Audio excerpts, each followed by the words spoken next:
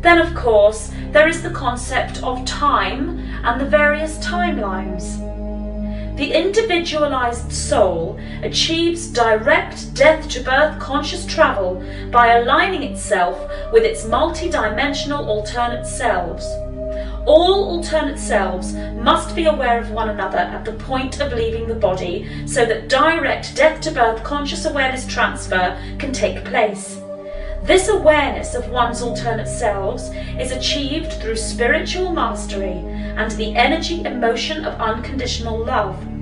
When all infinite positive polarized selves follow closely their incarnate blueprint, they will all arrive at the same point in time in order for direct death-to-birth transfer to take place. Any alternate selves that left the body not in accordance with the divine plan, the individualized blueprint, will automatically be taken along with their alternate selves to the new vehicle.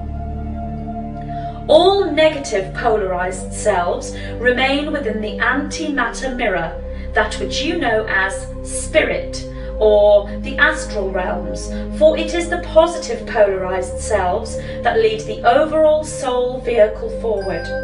These negative polarized multidimensional selves that mirror those within the overall polarized positive soul group are not the same as negative polarized human souls living on Earth.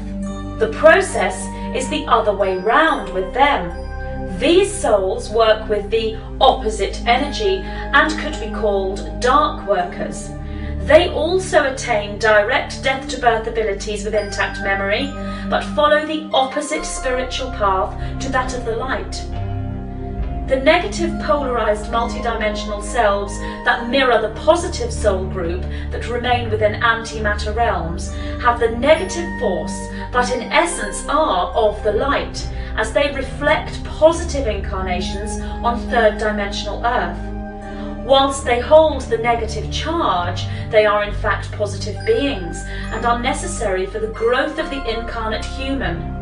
As is the law of physics, everything has an equal and opposite reaction. Positive and negative are equal and of the light when the overall charge of the individualized soul group has polarized positive. These are the light workers, incarnated on Earth, who hold the electrical charge of love within their DNA. Negative and positive are equal and of the dark when the overall charge of the individualized soul group has polarized negative.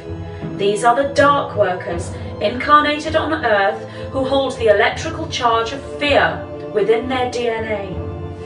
The electrical charges held by light workers and dark workers are opposite types of electricity that our human conduit does not have knowledge of. But know that the molecules in each type of electricity move in the opposite configuration to each other. This can be explained within nuclear physics, of which our human conduit has no knowledge of. Therefore, we cannot communicate this force with correct terminology. If you have clear past life memory recall, then you will remember the point of exit from your previous vehicle. This is because your past life vehicles also exist in the same moment that you do.